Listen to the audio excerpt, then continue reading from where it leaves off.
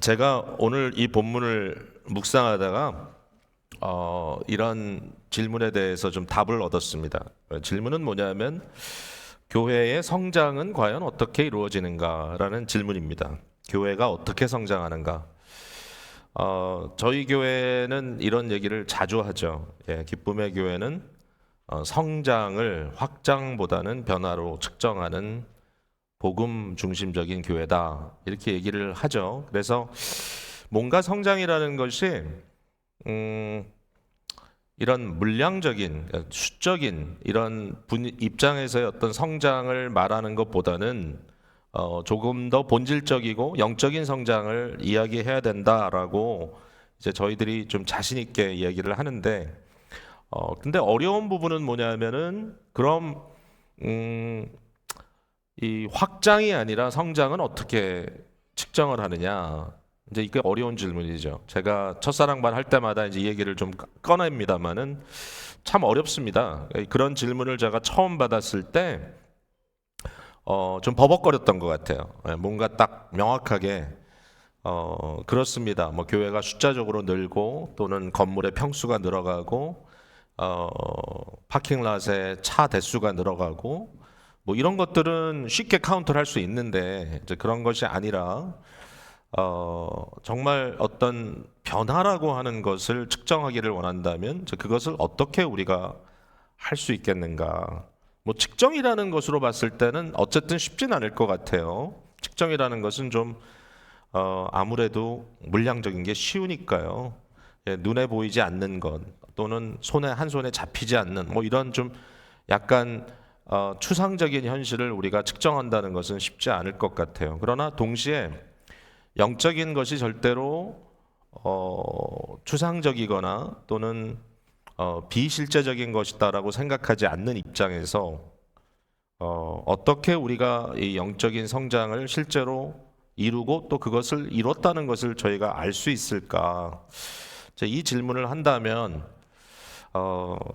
어떤 답을 우리가 얻을 수 있을지 지금 그런 고민을 하고 있었습니다. 오늘 본문을 통해서 우리에게 보여주시는 성장의 모습은 교회가 그리스도의 몸으로서 이제 그리스도의 몸을 세우는 일이다라고 말하고 있고요. 12절에 그렇게 써 있죠. 그리스도의 몸을 세우려 하심이다. 이것이 이것이 교회의 궁극적인 목적이라는 거죠. 그런데 이제 성장을 어떻게 그러면 측정하냐면 예수 그리스도의 충만한 데까지 이르는 것.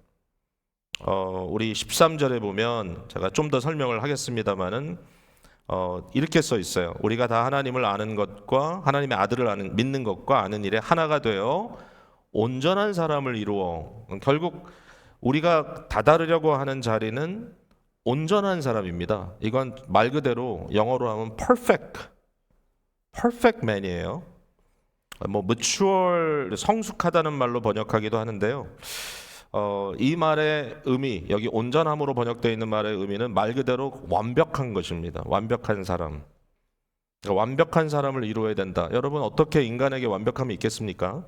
어떻게 교회가 완벽할 수 있을까요? 그런데 완벽하게 이야기할 수 있는 유일한 이유는 그리스도가 완벽하시기 때문입니다. 우리가 완벽한 사람이 있다라고 하죠. 유일하게 크리스찬들은 그가 예수 그리스도라고 믿습니다. 실제 그렇고요. 그러니까 예수 그리스도는 우리가 단순히 뭐 그의 인격과 신격을 비교할 때 100% 하나님이요 100% 인간이라고만 말하는 것이 아니라 하나님께서 계획하시고 목적하신 바 하나님의 형상으로 완벽한 인간이 있느냐? 있습니다. 그리스도 예수입니다. 그러니까 예수 그리스도가 충만한 것, 예수 그리스도로 가득 차는 것, 그리스도 예수의 그 무엇이 교회에 꽉 채워지는 것, 이것을 가지고 완벽함이라고 또는 성장이라고 말한다는 거죠. 자, 어쨌든 우리가 이제 이 부분을 좀 함께 나눌 텐데, 먼저 앞에 있는 내용을 1차적으로 좀 봤으면 좋겠어요. 이 부분이 많이 오해가 되기 때문에. 자, 7절에 보니까 우리 각 사람에게 그리스도의 선물의 분량대로 은혜를 주셨다 그랬습니다. 그러니까 우리 교회에 여러 성도들이 계신데 우리 모든 성도들에게 그리스도는 선물을 주신다는 겁니다. 선물을, 우리에게 선물을 주신대요.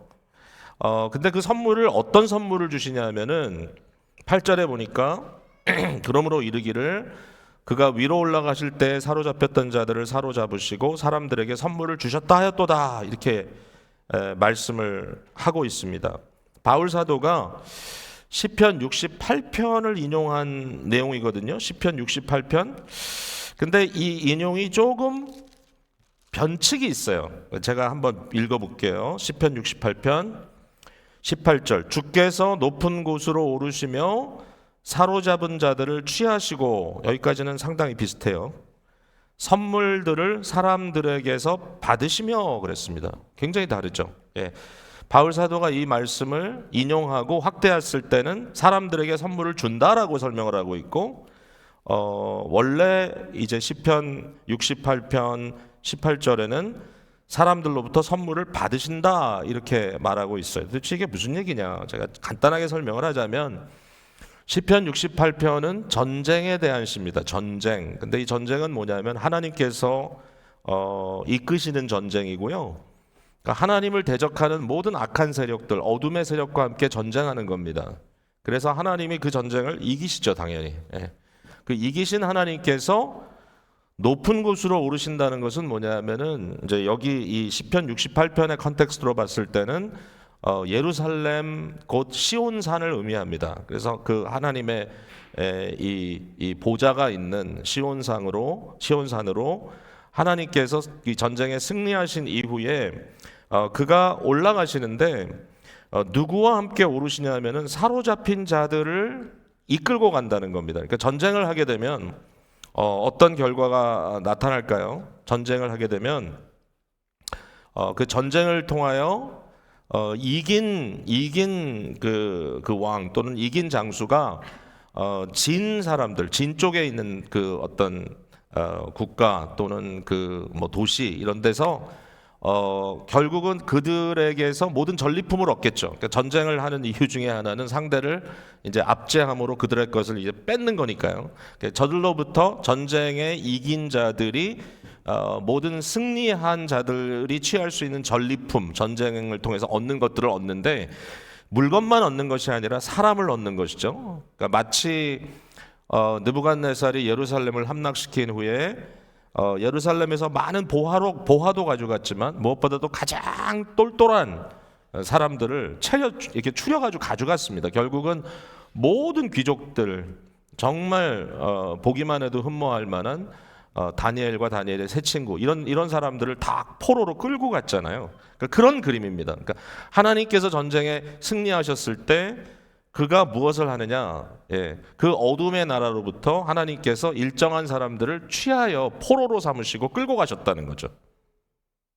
자, 시편 68편에는 사람들로부터 선물을 받았다라는 말을 할 때는 이것은 이겼기 때문에, 이기신 승리하신 왕이기 때문에 사람들로부터 전리품을 받는다든지 아니면 어떤 조공을 받는다든지 뭐 이런 개념이라면 바울 사도는 그 말을 주는 걸로 바꿨어요. 그러면서 이제 그 앞부분을 이렇게 연결시켰습니다. 그가 위로 올라가실 때에, 이 말은 그대로 했고요. 사로잡혔던 자들을 사로잡으시고 포로를 삼으시고 사람들에게 선물로 주었다, 이겁니다. 자, 이걸 어떻게 좀 설명을 잘해야 되는데 여기에 이제 이 얘기부터 하죠. 올라가셨다는 것을 어떻게 이제 설명을 했냐면 단순히 하나님께서 예루살렘에 올라가셨다라는 의미를 뛰어넘어서 여기에 그가 위로 가셨다는 것을 바울 사도는 그리스도 예수의 이 영적인 전쟁의 승리, 즉 십자가의 승리를 말씀하시고 그가 부활하셔서 하나님 보좌 우편까지 올라가신 이 승천하신 사건으로 이것을 이해하고 있어요. 이렇게 설명하고 있죠. 그 올라가셨다 하였은즉 땅 아래 낮은 곳으로 내려가셨던 것이 아니면 무엇이냐. 여기 땅 아래 낮은 곳, 그러니까 뭐 땅 속까지, 그러니까 예수님이 무덤까지 내려가셨던 사건을 상기할 수도 있는데 이제 원어에 보면 그냥 땅에 오셨다는 거예요. 땅 즉 낮은 곳. 땅이 낮죠, 하늘에 비하면. 하나님께서 인간이 되어 이 땅에 오실 때 하늘의 모든 영광을 비우시고 그가 이 땅에 오셨잖아요. 그러니까 예수 그리스도께서 오신 것, 올라가시기 위하여 먼저 하신 것은 내려오셨다. 근데 내려오셨던 그가 모든 전쟁을 치루시고 그 전쟁을 승리로 이끄신 후에 무엇을 하셨느냐? 하늘 위로 올라가셨다라는 겁니다. 그러니까 그리스도 예수의 이 영적 전쟁, 그리고 그 전쟁을 이기신 그리스도가 결국은 승리하신 주로 하늘로 올라가셨다는 거죠. 근데 이제 중요한 건 뭐냐면 그리스도께서 승리하셔서 이 승전하신 자로서 그의 궁궐로 들어가시는 이 장면 속에 그리스도가 그냥 가신 것이 아니라 바울 사도는 여기에 그리스도가 사람들을 사로잡아 가셨다. 즉 포로를 잡아갔다 이런 뜻입니다. 포로를 삼았다라는 거예요. 도대체 왜 포로를 삼으셨을까? 물론 이제 이 말의 의미는 그리스도께서 어둠에 이 정말 무의미한 아무런 목적 없이 소망 없이 살던 사람들을 그의 영광의 빛의 나라로 이끌어들였다고 하는 구원의 의미도 있지만, 그러나 이제 이 전체적인 흐름으로 봤을 때 뭔가 여기에는 굉장히 중요한 목적이 있는 겁니다. 그리스도께서 누구를 사로잡았느냐? 어떤 의미에서 보면 제가 좀 전에 말씀드린 것처럼 똘똘한 자들, 쓸만한 자들, 이 사람들을 사로잡아서 무엇을 했느냐? 사람들에게 선물을 줬다라는 얘기입니다. 사람들에게 선물을 줬다. 이렇게 이제 바울이 해석하고 있어요.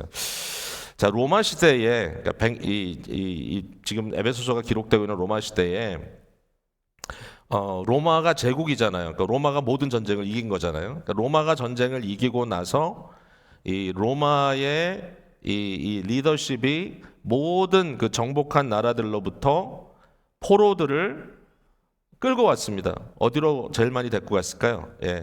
이태리 반도로 제일 많이 데리고 왔습니다.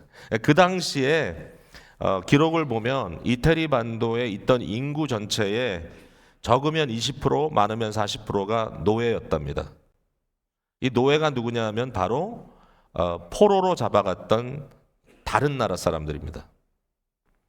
근데 이제 로마 같은 이 중심부에는 실제로 40%보다 더 많은 퍼센트일 수도 있다라고 하는 추측이 있습니다. 그만큼 포로들이 많이 와서 이태리 반도에 살았어요. 근데 이제 노예라고 하면 우리 생각에 그냥 뭐 정말 아주 다른 사람이 하기 싫어하는 그런 일들만 맡길 것 같잖아요. 뭐 청소만 시키고 뭐 잔디 깎는 일 시키고 뭐 눈치 주는 일 시키고 이런 남들이 하지 않는 일만 시킬 것 같은데 그 당시의 기록을 보면 워낙 이 노예들, 소위 이 포로로 잡혀온 사람들이 똑똑했기 때문에, 사람들이 아주 훌륭했기 때문에 그 사람들이 어떨 때는 아주 귀족 가족에 들어가서 교사가 되기도 하고, 심지어는 어떤 사람은 의사가 되기도 하고, 어떤 사람들은 그 집안의 모든 것을 돌보는 매니저가 되기도 하고. 그러니까 여기서 말하는 노예라는 개념은 단순히 뭐 별로 할 일을 잘 못하는 사람, 그래서 그냥 진짜 아무 일이나 막 일이나 시키는 사람, 이런 개념만이 아니라, 물론 그런 사람도 있었겠죠. 그것보다 여기에서 지금 중요하게 강조하고 있는 건 뭐냐면은 자기 백성들에게, 특별히 자기가 아끼는 백성들에게 사로잡혀온 이런 사람들을 저들에게 선물로 줄 때 이 사람들이 그냥 가서 쓸모없는 사람들이 아니라 아주 유능하고 아주 일을 잘하는 사람들을 줬다라는 얘기입니다. 여기에 바로 그 얘기를 하고 있거든요. 그러니까 그리스도 예수의 영적인 전투를 통해서 전쟁을 통해서 나타난 결과가 뭐냐면은 그리스도께서 자기 백성들에게 그가 사로잡은 자들을 선물로 주셨다는 거예요. 이거를 우리가 꼭 이해를 해야 돼요. 안 그러면 오해를 합니다. 자, 11절에 보니까 그가 어떤 사람은 사도로, 어떤 사람은 선지자로, 어떤 사람은 복음 전하는 자로, 어떤 사람은 목사와 교사로 삼으셨으니.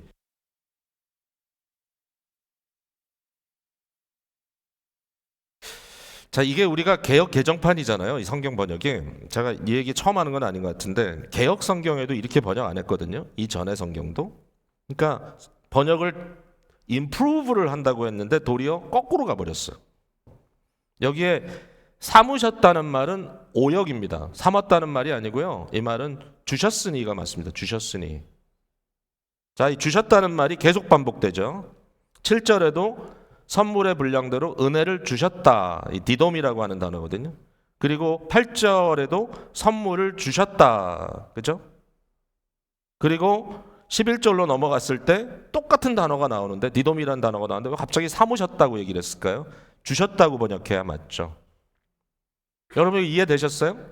결국 바울이 생각하는 교회관을 봤을 때 교회의 리더들을 세웠잖아요. 근데 그 리더라는 사람들은 누구냐 하면은 그리스도께서 영적 전쟁을 통하여 노예 삼은 포로 잡은 자들입니다. 포로 잡은 자. 이 포로 잡은 자들을 그의 교회를 위해서, 성도들을 위해서, 자기 백성들을 위해서 이 사람들을 종으로 줬다는 거예요. 노예라는 표현이 좀 너무 그러면 종이라고 합시다. 종, 서벤트로. 그리고 저들이 교회를 섬기도록 했다. 뭐 좋게 얘기하면 교회에 주신 선물이었다. 그리스도의 선물이었다. 이제 그 선물된 사람들이 누구냐 하니까 어떤 사람은 사도로 주셨고 어떤 사람은 선지자로 주셨고 어떤 사람은 복음 전하는 자로 주셨고 어떤 사람은 목사와 교사로 주셨다라는 겁니다. 자, 여기에 나오는 여러 가지 직분 중에 오늘날 연속되지 않는 직분들이 있죠. 예를 들면 사도.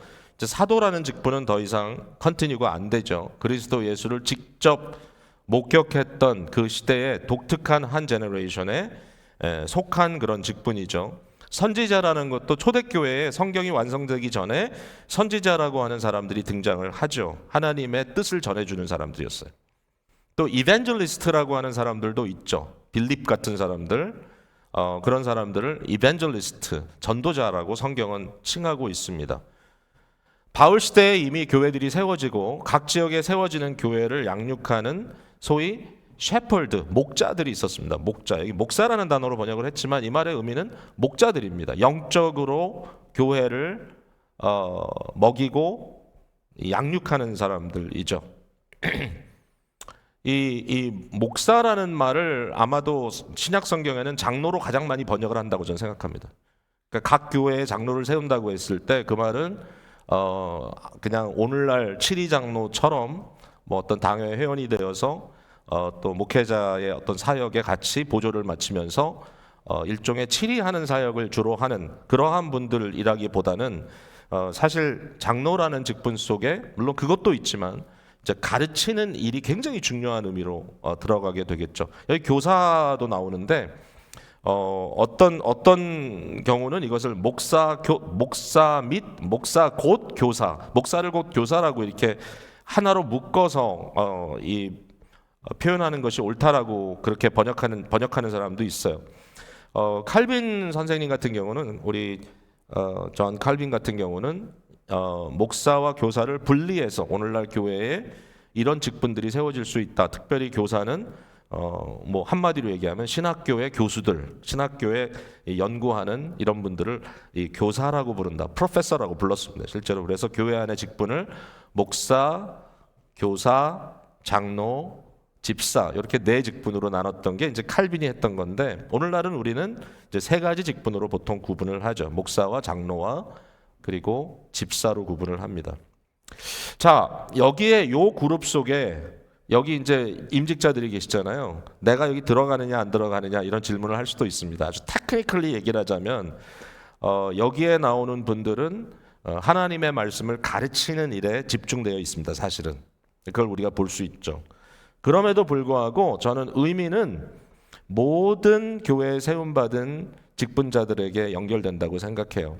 그러니까 여러분들이 저를 포함해서 교회의 어떤 사역을 위해서 세워졌을 때 그것은 여러분 한 개인의 영광을 위해서라든지 여러분의 어떤 성취를 위해서 세워지는 것이 아니라 저를 포함해서 제가 특별히 제 얘기를 해야 되겠는데 저는 예수 그리스도께 포로된 그리스도께 사로잡힌 자.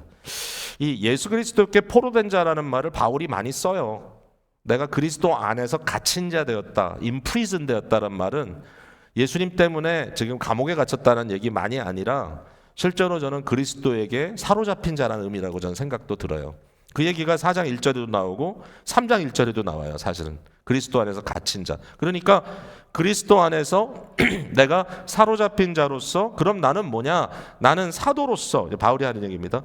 너희 교회, 에베소 교회 또는 빌립보 교회, 골로새 교회, 너희 교회에 나는 사도라는 직분을 통해서 노예처럼 선물로 주어진 자다. 나는 너희를 위하여 섬기기 위하여 그리스도가 너희에게 던져준 그러한 종이다라고 바울이 스스로 얘기를 하는 거예요. 너무 멋진 얘기 아니에요? 네. 그러니까 이게 교회라고 하는 것이 목사의 교회일 수가 없어요. 이건 뭘 전제하냐면은 교회라고 하는 공동체를 먼저 전제합니다. 네, 성도라는 말을 전제합니다. 12절에 이는 성도를 온전케 하며 이렇게 써 있죠. 그러니까 성도 공동체라고 하는 것이 전제가 되고, 거기에 세워진 모든 직분자들은 사실은 성도 공동체를 위하여 그리스도께서 내어주신 그러한 이 종들이다, 선물이다, 이렇게 이제 설명을 하고 있는 겁니다. 그럼 왜 이렇게 하셨을까? 그 이유가 뭐냐면은 성도들을 온전케 하기 위해서입니다. 12절에 보니까 이는 성도를 온전케 하여 봉사의 일을 하게 하며, 재밌습니다. 이 봉사라는 단어가 또 디아코노스라는 단어니까 우리가 일반적으로 집사라는 말로 번역하는 단어가 등장을 하는 거예요. 성도를 이퀴핑, 성도를 훈련시켜서 성도를 어느 정도 수준으로 끌어올려서 저들을 디아코니아라고 하는 사역, 즉 서로를 돌보는 사역, 서로를 케어해주고 영적인 것뿐만 아니라 심지어는 삶에 있어서 물질적인 것까지도 챙겨주면서 함께 세워져 갈 수 있는 그러한 사람들로 훈련시킨다라는 뜻이죠. 왜 말씀의 훈련이 필요한가? 왜 양육이 필요한가? 그것은 모든 성도들이 이처럼 이쿠이핑 돼서 결국은 그리스도의 몸된 교회를 세워나가기 위하여 서로에게 자기의 삶을 봉사로 드리는 그 일을 할 수 있도록 하기 위함이다. 자, 이 얘기가 특별히 또 어디 등장을 하냐면은 16절에 보니까 이렇게 써 있어요. 마지막 좀 빨리 갑니다. 그에게서 온몸이 각 마디를 통하여 도움을 받음으로 연결되고 결합되어 각 지체의 분량대로 역사하여, 우리 모든 한 사람 한 사람이 다 지체잖아요. 각자가 다 역사를 한다는 거예요. 이 연결, 결합, 이 말은 뭐냐면 앞에서 언급하고 있는 사랑을 의미하고 있어요. 사랑. 결국 교회를 끌고 가는 글루는 사랑입니다. 사랑인데 이 사랑이 마치 몸에 이 한 부분과 다른 부분 사이에는 마디가 있잖아요. 마디, 조인트가 있잖아요. 이 조인트로 연결된 것처럼 이 사람과 이 사람과 이 사람이 다 지체들인데 우리가 사랑이라는 것을 통해서 다 이렇게 연결됐어. 이게 아주 유난하게, 아주 플렉서블하게 연결되어서 세워졌을 때 어떻게 되느냐? 그 몸을 자라게 하며 사랑 안에서 스스로 세운다 그랬어요. 그러니까 교회 공동체는 남이 해주는 게 아니에요. 우리 스스로 각자가 다 자기의 지체의 분량에 따라서 각자 주어진 이 디아코니아의 사역을, 섬김의 사역을 함으로써 교회가 무엇을 하는 거죠? 예수 그리스도로 꿈틀거리는 거예요. 예수 그리스도는 어떤 분입니까? 내가 섬김을 받으려 온 것이 아니라 나는 내 자신을 내어주고, 그죠? 랜섬으로 내어주고 대속물로 주고 나는 섬기기 위해서 왔다. 이 말씀을 하신 것이 그리스도라면, 그리스도로 채워진다는 것은 뭐냐면은 곧 그리스도적 삶이 모든 교회 성도들에게 꿈틀거리는 그러한 공동체가 된다는 의미인 거예요. 이걸 위해서 교회 리더들도 세워진 겁니다. 물론 리더들도 섬기는 자들이고. 자, 이러한 그림이 지금 여기 그려지고 있는 거예요. 그림이 그려지는 거예요. 자, 여기에 이제 중요한 한 가지 포인트만 제가 말씀드리고 말씀 맺을게요. 뭐 좀 더 자세히 얘기를 하고 싶은데, 이 온전한 사람을 이룬다는 말이 좀 이게 어렵잖아요. 그런데 이 퍼펙트 맨이 왜 가능한가 하면 다시 말씀드리지만 그리스도 예수이기 때문에 가능한 거죠. 그러니까 결국 이 교회를 여기에는 여러 몸으로 이렇게 그림을 그려주는 것이 아니라 하나의 몸으로 그려주고 있어요. 한 사람으로. 교회의 일치성을 그렇게 표현하고 있고, 물론 이제 다양성은 지체, 우리가 다 지체가 됐다라는 말로 다양성도 설명하고 있지만, 그래 중요한 건 뭐냐면 그리스도가 머리가 된 한 몸, 그리스도가 머리가 됐으니까 결국 그리스도께 속한 거죠. 예수 그리스도이죠. 한편으로는 교회는 그리스도의 몸이라는 말 속에 그리스도와 뗄래야 뗄 수 없는 굉장히 지극히 깊고 깊은 그 유니티, 연합이 있는 것이죠. 성령의 이 온전케 하심으로 교회가 그리스도에게 온전히 연결되어 있는 거잖아요. 이와 같은 하나의 새로운 사람, 뭐 이것을 새로운 인류라고 부르기도 하지만 여기는 사람이란 표현이 좋을 것 같아요. 교회는 뭐냐? 이와 같은 온전한 새로운 사람, 머리가 그리스도고 그리스도께 속한 모든 성도들이 각 지체의 분량대로 활동하면서 사랑으로 모든 마디마디가 연결되어서 결국은 그리스도로 아주 바글바글거리는 그러한 공동체를 만드는 것이다. 근데 어떻게 되냐면은 이게 커야 된다는 거예요. 어디까지? 그리스도의 장성한 분량이 충만한 데까지. 자, 이 말은 사실 브레이크해야 되는데 그리스도의 충만함이라는 말이 맞는 말이고요. 장성한 분량이라는 것은 이것을 설명하는 건데 이 장성하다는 말은 키를 의미합니다. 키가 큰 거예요. 예. 그리스도의 충만한 분량까지 이런 뜻이에요. 그리스도로 가득 채워진 수준까지 교회가 올라가야 된다. 그렇게 해야지만 무슨 문제에 빠지지 않느냐. 14절에 이는 우리가 이제부터 어린아이가 되지 아니하여 사람의 속임수와 간사한 유혹에 빠져 온갖 교훈의 풍조에 밀려 요동하지 않게 하려 함이라 그랬죠. 여기에 어린아이는 누굴까요? 이건 성숙하지 않은 교회를 말하는 것이다. 아니요, 그게 아니고요. 온전한 사람이 아닌 사람은 사람인데 전혀 부족한 사람. 왜 부족하냐 하면은 간사한 유혹에 빠져요. 그래가지고 온갖 교훈과 풍조에 밀려 요동해. 여러분 이게 누구겠어요? 바로 아담이죠. 아담. 첫사람 아담. 이 첫사람 아담과 두 번째 사람 그리스도 예수를 비교하는 말이 4장에 또 등장하죠. 예, 우리가 아는 대로 4장 22절에 너희는 유혹의 욕심을 따라 썩어져가는 구습을 따르는 옛사람, the old man, 즉 아담을 벗어버리고 오직 너희의 심령이 새롭게 되므로 하나님을 따라 의와 진리의 거룩함으로. 사실 이것도 번역이 좀 안 좋습니다. 사실은 이것은 세 개의 이 나운이 뭐죠?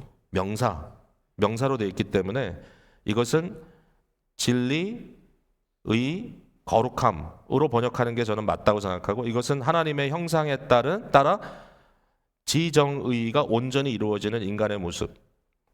하나님을 따라 의와 진리와 거룩함으로 지으심을 받은 새 사람은 누굽니까? 뉴맨, 그리스도죠. 그리스도로 옷 입어라. 자, 교회의 신비는 다른 게 아니라 그리스도 예수와 완전히 연합되어 있다는 거예요.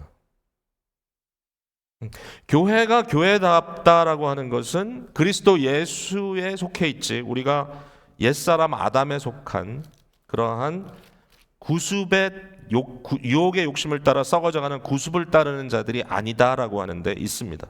끊임없이 벗어버리고 날마다 그리스도 예수로 입어지면서 오직 그리스도로 가득 채워질 때까지 교회는 성장해 나가야 된다라고 말하고 있는 것이죠.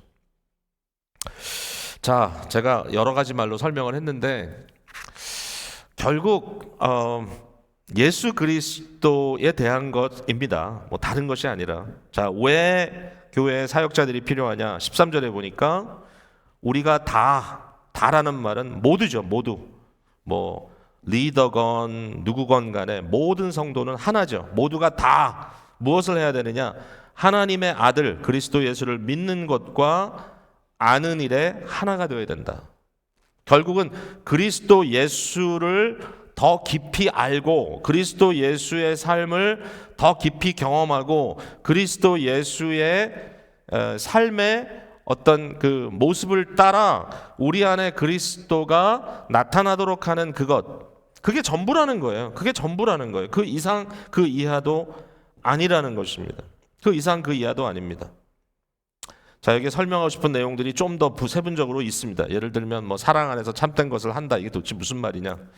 오늘 다 설명을 못 하겠네요. 어쨌든 이 본문 속에 바울 사도는 그리스도 예수와 완전히 하나 된 교회의 모습을 그리고 있고, 그 모습을 하나의 인간의 모습으로 이렇게 모형으로 그리고 있어요. 머리는 그리스도, 거기에 속한 몸통, 그리스도의 몸된 교회. 우리 모두는 다 그리스도의 몸에 속해 있다. 우리 모두 다 다른 지체지만 하나님께서 우리를 부르셔서 결국은 성도를 온전케 하여 피차 섬기는 일을 하게 하기 위해서 우리를 부르셨고, 그 결과 우리는 그리스도의 몸을 더욱더 세워나가게 된다라는 이야기입니다. 이 말씀이 여러분들에게 좀 이해가 되었으면 좋겠고요. 저도 설명을 얼마나 잘했는지 모르겠지만, 저는 솔직히 이 말씀을 좀 다시 묵상하면서 굉장히 심플하지만 아주 깊고 깊은 그러한 말씀이구나라는 생각을 했어요. 딴 거 없어요. 교회는 딴 게 없어요. 교회는 정말 딴 게 없어요. 교회는 예수 그리스도라고 하는 목적과 예수 그리스도라고 하는 수단에서부터 빗나가면 더 이상 교회로서 구실을 못한다고 생각하면 돼요. 뭐 누구라도 상관없어요. 과연 어떤 사람이 막 고집을 피우고, 심지어는 여러분의 목사가 우리 이렇게 해야 됩니다라고 고집을 피울 때, 물론 이제 개인의 한 사람의 어떤 좀 판단만 가지고는 좀 부족할 수 있지만, 정말 저게 그리스도의 생각인가? 저게 정말 그리스도의 마음인가? 라고 평가받아야 되는 거예요. 결국은 저게 과연 그리스도의 모습인가? 이 세상에 수많은 교회가 있고 수많은 목사가 있고 뭐 수많은 교회 직분자들이 있겠지만, 뭐 행정에 능하고 뭐 말을 잘하고 좋습니다. 그런 것들이 필요할 때도 있고요. 뭐 사람들을 막 선동도 잘하고 굉장히 에너제틱하고 뭐 뭐든지 하면 막 그냥 아주 너무 일을 잘하고 다 좋은데, 결국 평가할 유일한 근거는 그리스도가 저렇게 할까? 저게 그리스도의 모습일까? 그리스도의 말을 따라하는 것일까? 저분의 자세가, 저분이 지금 막 힘쓰고 있는 이 모든 것이 그리스도의 모습일까? 과연 하나님을 기쁘시게 하고 있을까? 이 질문 외에는 다른 질문은 없다. 교회는 그것만 우리 마음속에 품고 가면 하나님께서 은혜를 주시리라고 생각합니다. 물론 어느 누구도 뭐 자신 있게 얘기할 수는 없겠지만, 다 겸손히 오직 공유를 사랑하고 공의를 행하고 하나님과 함께 겸손히 살아가는 저와 여러분 다 되시기를 주님의 이름으로 축복을 드립니다. 우리 같이 기도하겠습니다.